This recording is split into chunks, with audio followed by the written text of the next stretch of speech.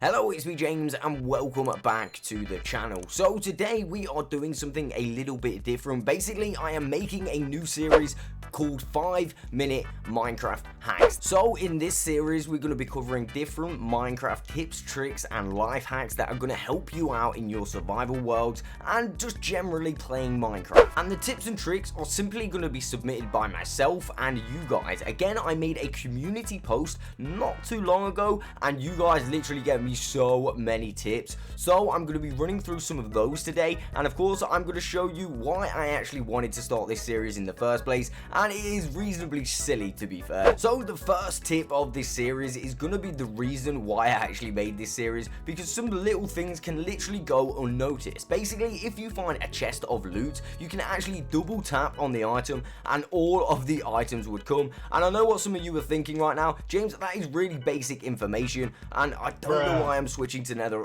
from netherite armor to leather. Like, literally, as stupid as it sounds, I didn't even know that. Like, I've played for so long and I've literally been individually taking the items out of the chest. Anyway, on to the next tip. So one of the tips that came up quite frequently was to carry a water bucket around. Now, here's 5 reasons you should carry a bucket around. If you're in survival and you hit the ground with water at the right time, I mean, I have no idea what just happened there, but that was great. That was, did I pick it up?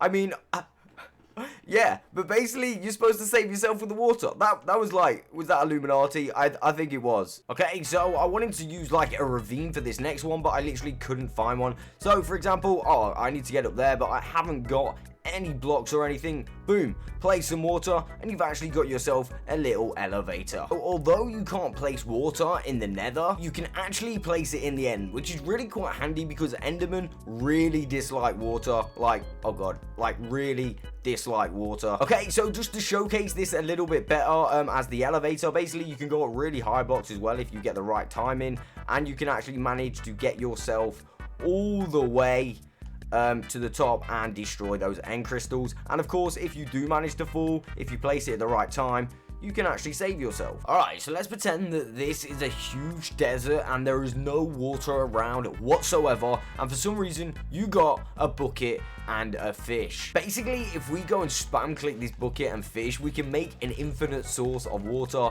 from just literally one bucket. I mean, how crazy is that? Finally, when you're in the mines and you find these huge pools of lava, you can simply use a water bucket to actually cross them reasonably safely. And of course, if you find any diamonds on the roof, they're not even going to fall in the lava anymore. Okay, so the next tip is to do with the nether. Basically, if you're in the nether, like I said before, water is not going to stop fall damage. So if we fall and we need water, it's not going to help us. So instead of using water, what you need to use in the nether is simply use a hay bale. This is going to prevent you from taking all of that damage. Again, we took a little bit, but not as much as we would as like when we died. And it doesn't just stop there. No, you can actually use honey blocks, slime blocks.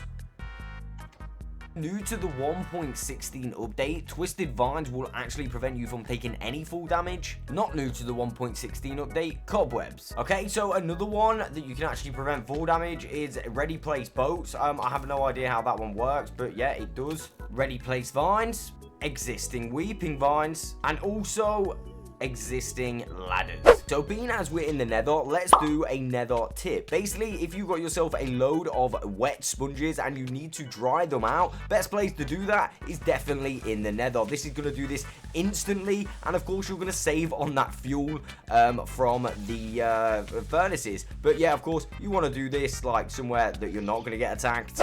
Okay, so another great feature on the Bedrock Edition is the fact that you can place blocks directly in front of you, which makes bridging out a hell of a lot easier.